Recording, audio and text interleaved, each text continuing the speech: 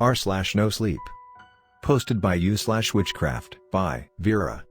I am used to late night visitors, but my latest client gave me chills. Part 2. There is a lot of misinformation regarding virgin blood. The word virgin means never before used, exploited or processed. As in, the blood needs to come from a being that has never given blood to a ritual previously.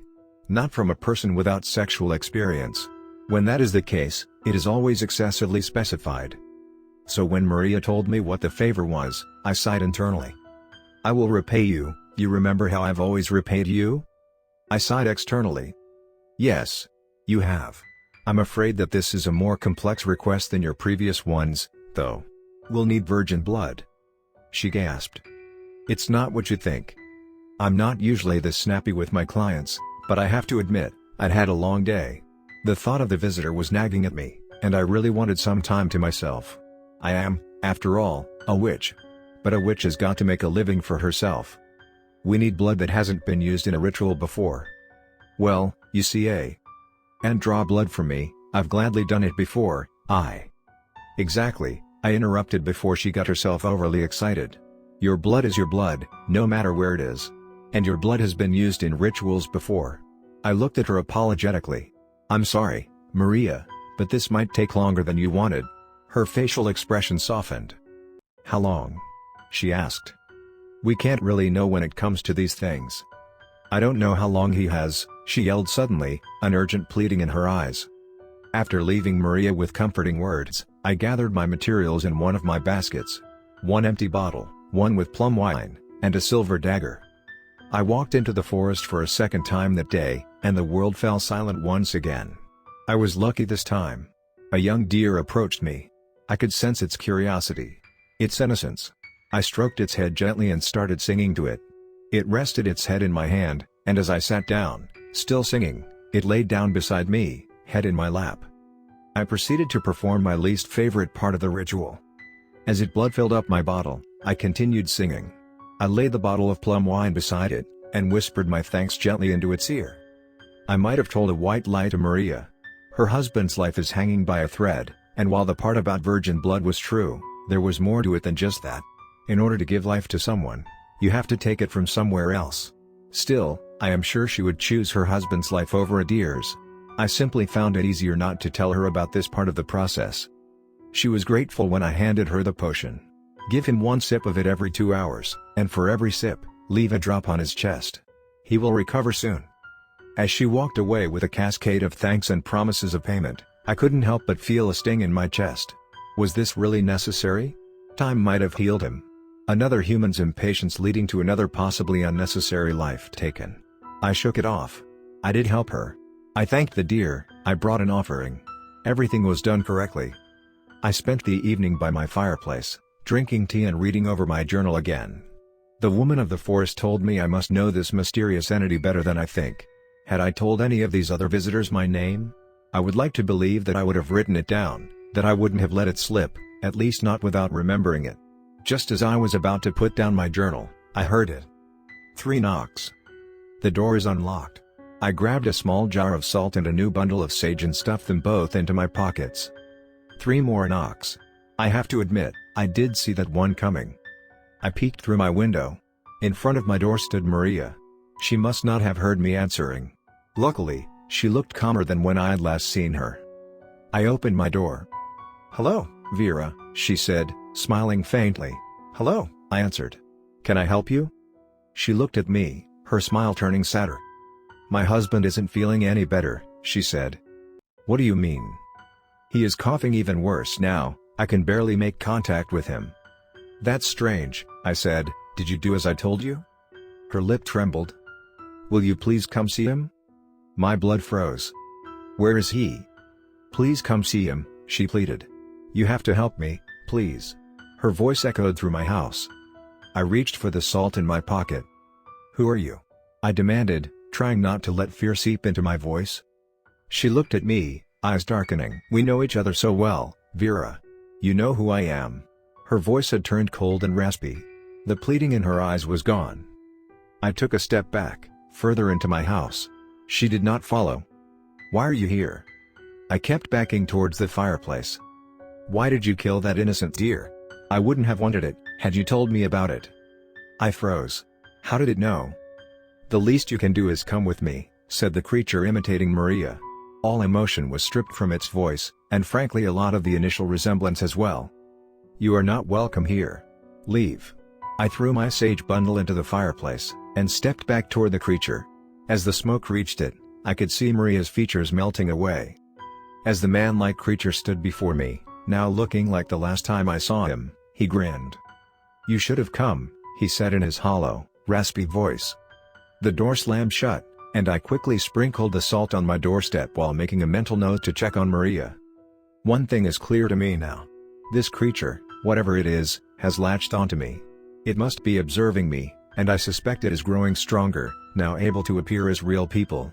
People I know. I need to figure out what is going on, and I need to break the bond between us that it managed to create. I'll keep you updated. About a week ago, a man knocked on my door late at night.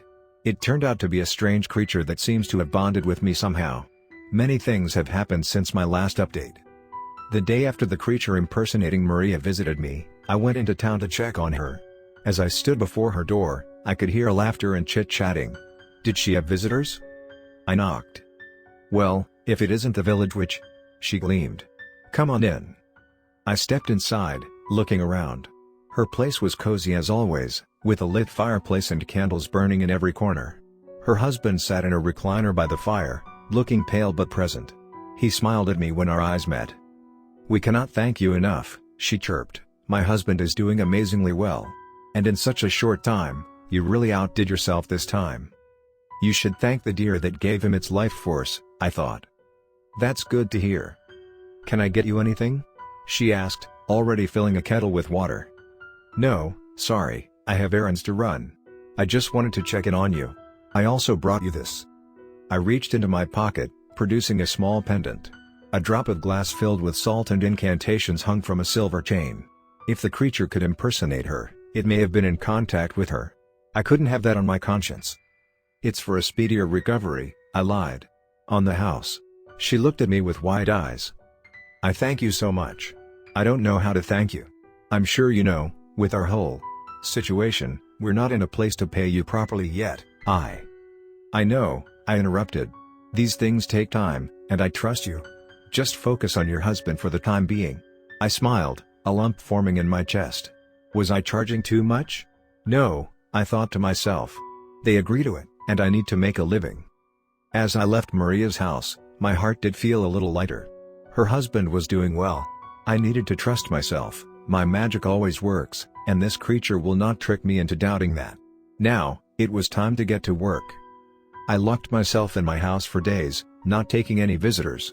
I spent every day researching creatures I have not yet had experience with, trying to find any resemblance to my recurring visitor. Every evening, I cast protective spells, burned sage, and sprinkled salt in front of my door. And it seemed to work. I was adamant on not letting it in again until I figured something out, and luckily, during these past nights, it never knocked. Until last night. I was laying in bed reading, feeling sleep lingering in the back of my head. Just as I turned the lights off, ready to give into it, I heard it. 3 knocks. I irrationally held my breath. My room was pitch black. 3 more knocks, louder this time. It must have been able to sense I was there, but something in me just wanted to pretend I wasn't. I had no desire to turn the lights on and face the situation. I knew I had to, though. 3 more knocks, now bonging. I could feel its anger and desperation fill my home. I turned the lights on, got out of bed, and threw on my clothes from the day before. My door clicked. I froze. Footsteps were making their way up the stairs towards my room. I stared at the bedroom door as they drew closer. 3 knocks. Hello? Maria's voice sounded through my room. The door was unlocked, so I just let myself in. Hope you don't mind. May I come in? I didn't respond. My door was locked. It had been for the past few nights. This was definitely not Maria. Vera? Are you there? You are not welcome here. Leave. Suddenly, my room was ice cold. Oh, Vera. The voice said, its pitch sinking with every syllable. I knew you would say that. The door remained closed, but it was as if the voice was coming from somewhere inside my bedroom. What are you? I demanded. I am growing stronger, Vera. The raspy, ice-cold voice responded. Sooner or later, you'll have to face me. And you should have chosen sooner. My lights went out. I stood there in complete silence, not knowing how to respond. Why are you here? I asked. No reply. What do you want from me? I pressed. Complete silence. I noticed the air was slightly warmer now. I stood there a few more minutes before daring to peek through my keyhole. There was no one outside my room. I opened my door slightly. No one in the stairwell. I turned on all my lights, and searched my entire house. No one. Nothing. Not even in the basement. I am not easily startled, but this shook me up. This creature got in without an invitation. And it is, by its own words, growing stronger. This is getting out of hand. I decided I had to do something drastic. I needed help, for real this time. This is not something I have done before, not to this extent, and I need to tread carefully. Tomorrow, I'm going to the forest again. I need to talk to her, the woman of the forest. I need her to help me. I assume I have nothing she values enough to trade for her help, and I am reluctant to ask her a favor. I do have an idea, though. I'm going to propose a game. She loves games of all sorts, and I think this will be challenging enough for her to take an interest in it. Now, all I need to do is figure out something to play for. I think I might have an idea for that, too. I'll let you know how it goes.